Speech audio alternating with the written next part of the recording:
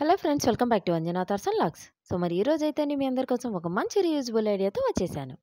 So మరి ఇక్కడైతే చూస్తున్నారు కదండి, ఈ బ్లౌజ్ క్లాత్ అనేది ఆల్రెడీ నేను ఈ బ్లౌజ్కి సంబంధించిన వీడియో కూడా మీకు పెట్టాను కదా. సో మరి బ్లౌజ్ కుట్టాకైతే అండి కాస్త ఎక్కువే క్లాత్ అయితే మిగిలిపోయింది.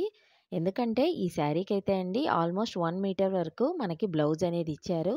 సో మరి ఈ మిగిలిపోయిన బ్లౌజ్ పీస్ అయితే అండి నేను వేస్ట్ చేయకుండా ఒక అందమైన ఐడియా అయితే నేను మీకు చూపిస్తానండి. సో అదేంటనేది ఇప్పుడు మనం చూసేద్దాం. సో మరి ఇప్పుడైతే అండి నేను ఈ విధంగా ఒక పీస్ అయితే తీసుకున్నాను. ఇక మెజర్‌మెంట్ అయితే చూద్దామండి. ఫోల్డింగ్‌లో అయితే అండి లెంగ్త్ అనేది 10 ఇంచెస్ అయితే ఉంది. అంటే టోటల్ లెంగ్త్ అనేది 20 ఇంచెస్ నేను తీసుకున్నాను. ఇక విడ్త్ అయితే అండి 8.5 ఇంచెస్ ఉంది. సో ఈ విధంగా ఈ లెంగ్త్ ప్రకారం నేను కట్ చేసి పెట్టుకున్నాను. సేమ్ అదే ప్రకారంగా నేను లైనింగ్ కూడా కట్ చేసుకున్నాను. ఇక మనకి రైస్ బ్యాగ్స్ వస్తాయి కదండీ! ఆ బ్యాక్ పీస్ కూడా సేమ్ మెజర్‌మెంట్‌తో కట్ చేసి పెట్టుకున్నాను. స్టిఫ్‌నెస్ కోసం అయితే అండి నేనిక్కడ ఈ బ్యాగ్ అనేది యూజ్ చేస్తున్నాను. ఇప్పుడు 2 సైడ్‌లు పైన కింద కుట్టుకొని ఈ విధంగా రివర్స్ చేశామంటే మనకి ఈ లైనింగ్ అనేది వెనక వైపుకు వచ్చేసి ఈ బ్యాక్ క్లాత్ అనేది సెంటర్‌లో ఉండిపోతుందండి. ఇక పైనైతే మెయిన్ ఫ్యాబ్రిక్ అనేది వస్తుంది. సో ఈ విధంగా పూర్తిగా కుట్టాక నేను ఈ విధంగా ఫోల్డ్ చేసి సైడ్‌లో అయితే అండి ఆర్క్ షేప్ అనేది ఇస్తున్నాను. ఇక్కడ మనకి కర్వ్ షేప్ అనేది రావడం కోసం నేనిక్కడ మార్కింగ్ అయితే చేసుకున్నాను. మార్కింగ్ ఏ విధంగా చేసుకున్నామో దాని ప్రకారం ఇక్కడైతే కట్ చేసుకుంటున్నాను. సో ఈ పాటికి మీకు అర్థమైందని అనుకుంటున్నాను నేనేం చేస్తున్నానో. సో మరి కాసేపట్లో అయితే అండి మీకు ఈ ఐడియా ఏంటనేది తెలిసిపోతుంది.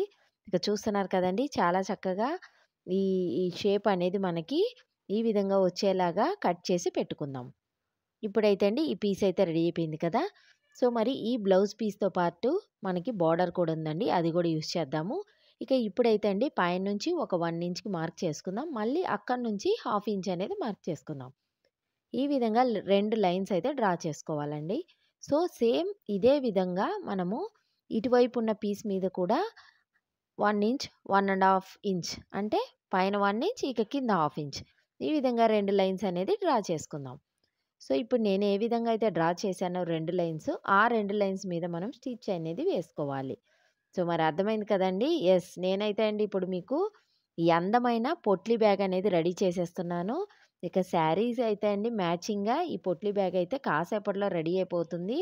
ఇక ఈ విధంగా పైనైతే అండి స్టిచ్ వేసేసుకున్నాక కింద కట్ చేసేసుకుందామండి. 2 పీసెస్ సెపరేట్ చేసుకుందాం. ఇప్పుడు బార్డర్ కూడా మిగిలిందన్నాను కదండీ! ఆ బార్డర్ కూడా వేస్ట్ చేయకుండా ఈ విధంగా బార్డర్‌ని సెంటర్‌కి ఫోల్డ్ చేసుకొని 2 పీసెస్ లాగా మనము తీసుకుందాం. యాక్చువల్‌గా అయితే అండి బార్డర్ పెద్దది కాబట్టి నేను ఈ విధంగా 2 పీసెస్‌గా కట్ చేసుకుంటున్నాను. చిన్న బార్డర్ అయితే మనము కట్ చేయకూడదండి. సో ఇప్పుడు 2 పీసెస్ అయితే వచ్చేసాయి కదా. సేమ్ ఇక్కడ ఈ ఒక్కొక్క పీస్‌కి కింద పక్కన ఈ విధంగా ఫోల్డ్ చేసి మనము ఈ బార్డర్ అనేది స్టిచ్ అయితే చేసేసుకుందాము. చూస్తున్నారు కదండీ, బార్డర్ అయితే స్టిచ్చింగ్ అయిపోయింది. ఇప్పుడు ఇంకొంచెం డెకరేషన్ కోసం మనము ఇక్కడ ఈ సమోసా లేస్ అనేది ఈ మధ్య చాలా ఫేమస్ కదండీ. నేను ఈ క్లాత్‌కి ఇక్కడ ఉన్న జెర్రీకి ఏ విధంగా కలర్ ఉందో అదే కలర్‌లో నేను ఈ సమోసా లేస్ అనేది తీసుకొని సెంటర్‌లో పెట్టేసుకొని 2 పీసెస్ ఈ విధంగా రివర్స్‌లో పెట్టుకొని కుట్టేసుకుంటున్నానండి. చూస్తున్నారు కదా. ఈ విధంగా చేయడం వల్ల మనకి ఈ లేస్ అనేది లోపలికి పక్కకి వెళ్ళిపోయి ఫినిషింగ్ అనేది మనకి చాలా నీట్‌గా అయితే వస్తుందండి. మనం 2 పీసెస్ పెట్టి ఔట్ సైడ్ కూడా లేస్ పెట్టి కుట్టొచ్చండి. ఆ విధంగా కుడితే బావుండదు.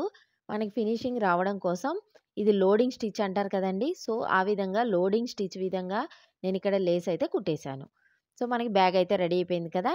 ఇప్పుడు ఈ బ్యాగ్‌ని మనం హోల్డ్ చేయడానికి మనకి హ్యాండిల్ కూడా కావాలి కదండీ. దానికోసం నేను ఇక్కడ పెద్ద సైజ్ పర్ల్స్ అయితే తీసుకొని నేను ఈ థ్రెడ్ పెట్టి కుట్టేస్తున్నానండి. ఇది నైలాన్ థ్రెడ్ అండి, తెగిపోదు. ఈ థ్రెడ్ తీసుకున్నామంటే మనకి ఈ బ్యాగ్ అనేది మనం హోల్డ్ చేసినా సరే థ్రెడ్ అనేది తెగిపోకుండా ఉంటుంది. నార్మల్ కాటన్ థ్రెడ్ అయితే మనం తీసుకోకూడదండి. నైలాన్ థ్రెడ్స్ మనకి షాప్‌లో అయితే దొరుకుతాయి. ఆ థ్రెడ్ తీసుకొని ఈ దండలవి కుడుతూ ఉంటారు కదండీ, గార్లాండ్స్ అవి. ప్లాస్టిక్ గార్లాండ్స్ కుడుతూ ఉంటారు కదా, ఆ థ్రెడ్ అండి ఇది. సో మరి ఈ విధంగా పర్ల్స్ అన్నీ ఎక్కించేసుకొని నేను నీడిల్‌తో అయితే కుట్టేసుకుంటున్నానండి. మనకి హ్యాండిల్ అయితే రెడీ అయిపోయింది. సో మరి ఇదే పెట్టాలని ఏం లేదండి. సో ఈ విధంగా పర్ల్స్ హ్యాండిల్ పెడితే బావుంటుందని చెప్పి నేను పర్ల్స్ అయితే యూజ్ చేసుకున్నాను. మీ ఇష్టం, మీ దగ్గర ఏమున్నాయో అయి యూజ్ చేసుకోవచ్చు.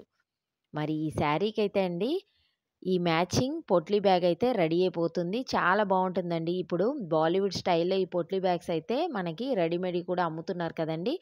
ఇక ఇక్కడ ఈ గ్యాప్‌లోంచి మనము డోరీ అనేది ఎక్కించుకోవాలి. ఫస్ట్ అయితే అండి ఒక సైడ్ మనం డోరీ ఎక్కించుకుందాము.